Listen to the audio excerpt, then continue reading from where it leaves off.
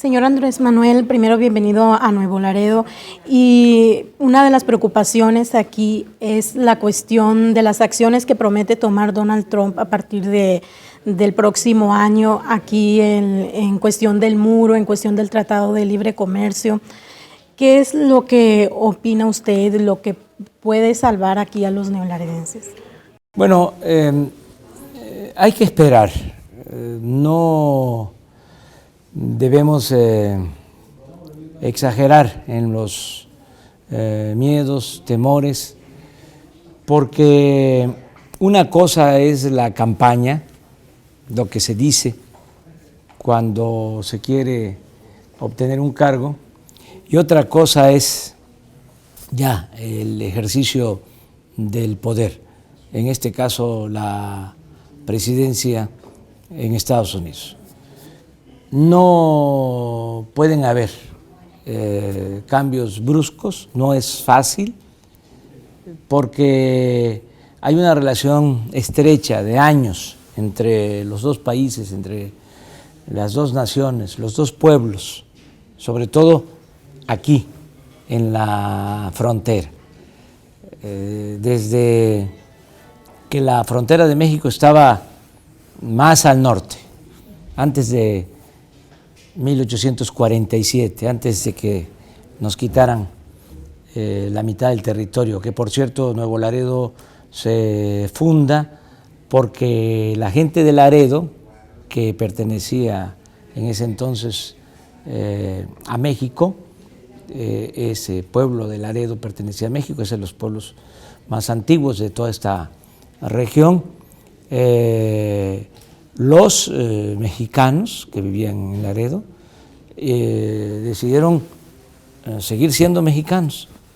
Incluso hubo hasta una consulta, nada más que el gobierno estadounidense no respetó la voluntad de los ciudadanos de Laredo, y como se impuso la nueva frontera, el río Bravo, familias de Laredo decidieron trasladarse y fundar Nuevo Laredo, y se trajeron hasta sus muertos. Ese es uno de los momentos estelares de la historia de México, de la historia de los pobladores de la frontera. Entonces, no es un tema fácil, no es decir, vamos a construir un muro y vamos a deportar a millones de mexicanos y vamos a cambiar el tratado de libre comercio. Hay que esperar para tener ya más elementos. Yo he venido notando que Donald Trump se ha moderado desde que gana a la fecha, es más prudente. Sí. Ese es mi punto de vista. De todas maneras, yo le recuerdo a los mexicanos, paisanos, a los familiares de los migrantes, que nosotros vamos a defender los derechos humanos de los migrantes y vamos a defender nuestra soberanía, sin estridencias, sin balandronadas, sin amenazas. Vamos a hacer valer la independencia de México.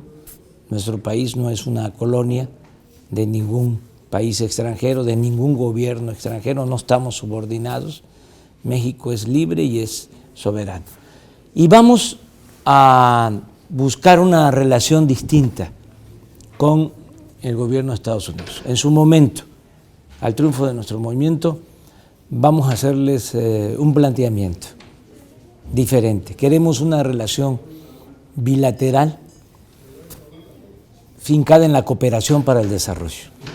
O sea, muy contrario de lo que se está planteando y de lo que da miedo, que en el caso de que haya el muro, que una revisión al Tratado de Libre Comercio, se va a afectar la economía en la zona fronteriza. Nosotros estamos pensando que no va a ser así, que vamos a compartir con ellos programas para que haya empleos en México.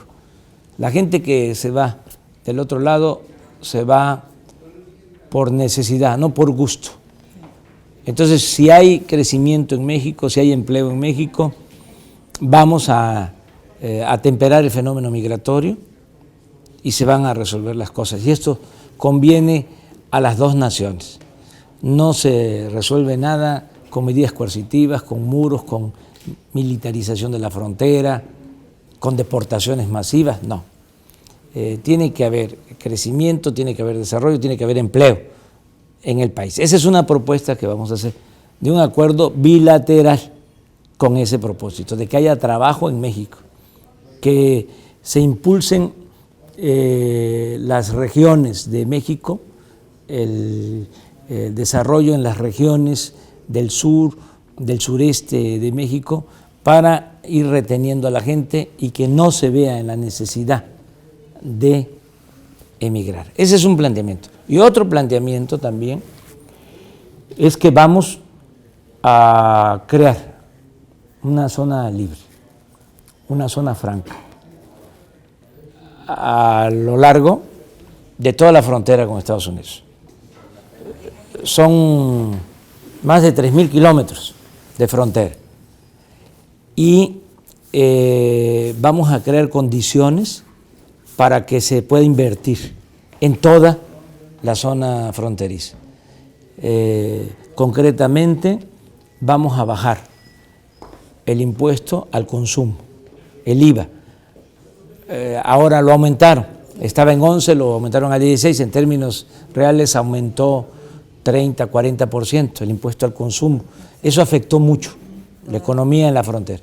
Entonces vamos a bajar el IVA, vamos a bajar el impuesto sobre la renta, vamos a homologar precios en combustibles y queremos analizar la posibilidad de cambiar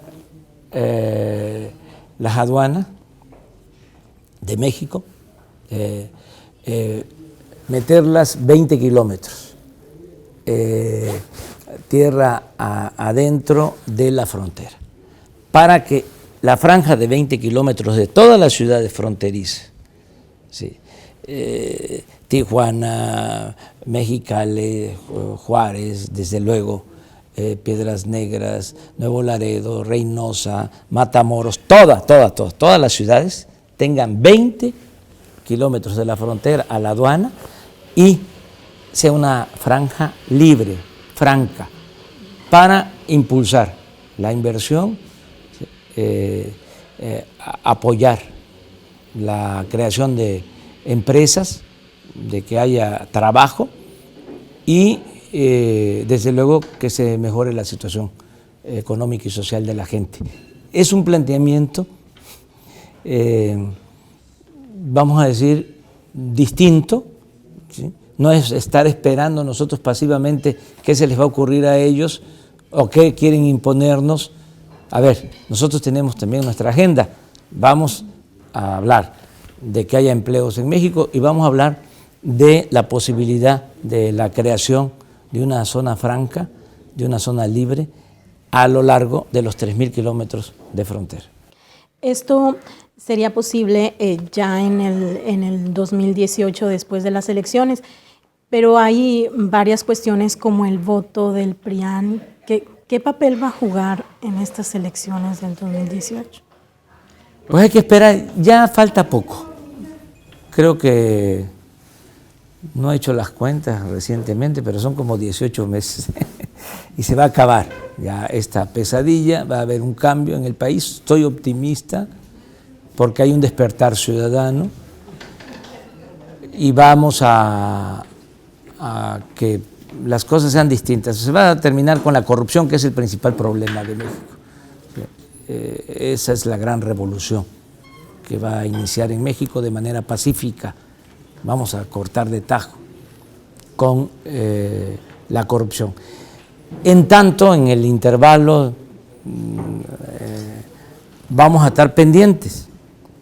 Ayer hice el compromiso de estar el día 20 de enero en Piedras Negras.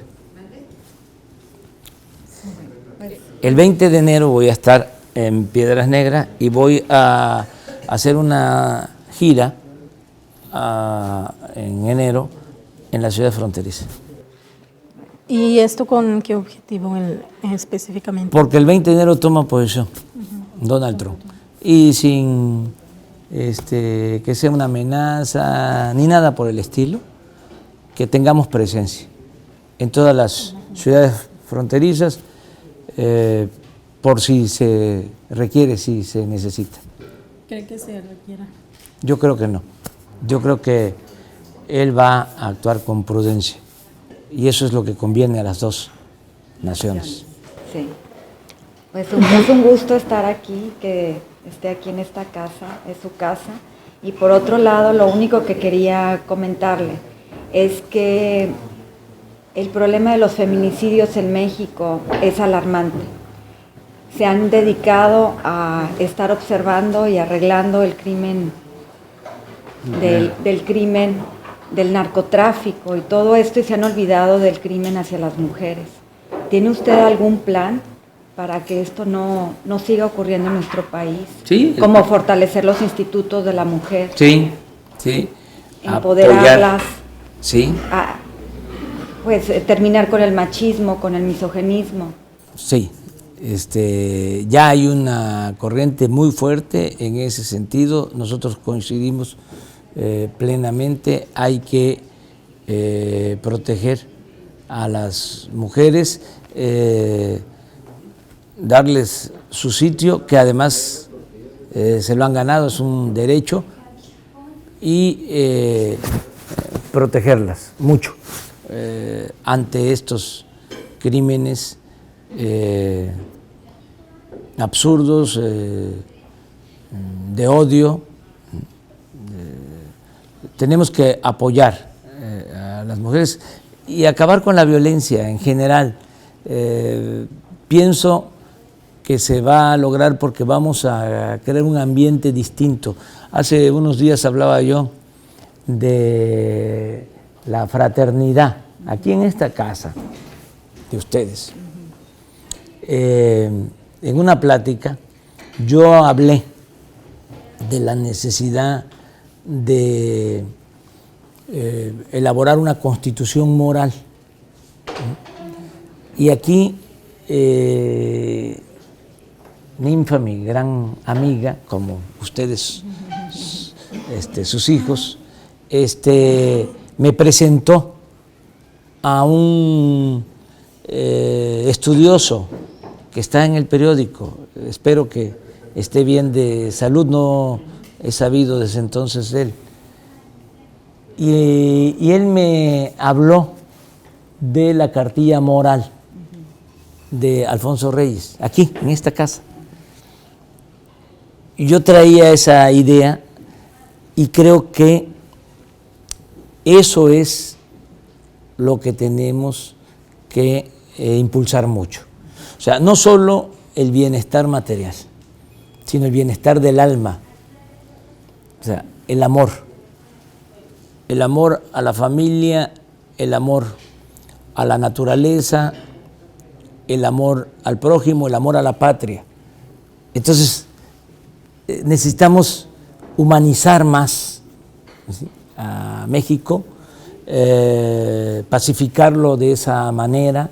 Hay que quitar los odios, los rencores que se han producido en los últimos tiempos por la crisis económica, pero también por pérdida de valores culturales, morales, espirituales. Entonces, eso se va a hacer y yo estoy seguro que de esa manera vamos a ser más fraternos, ¿sí?, amorosos con todos, y más respeto a las mujeres, a los niños, a los ancianos.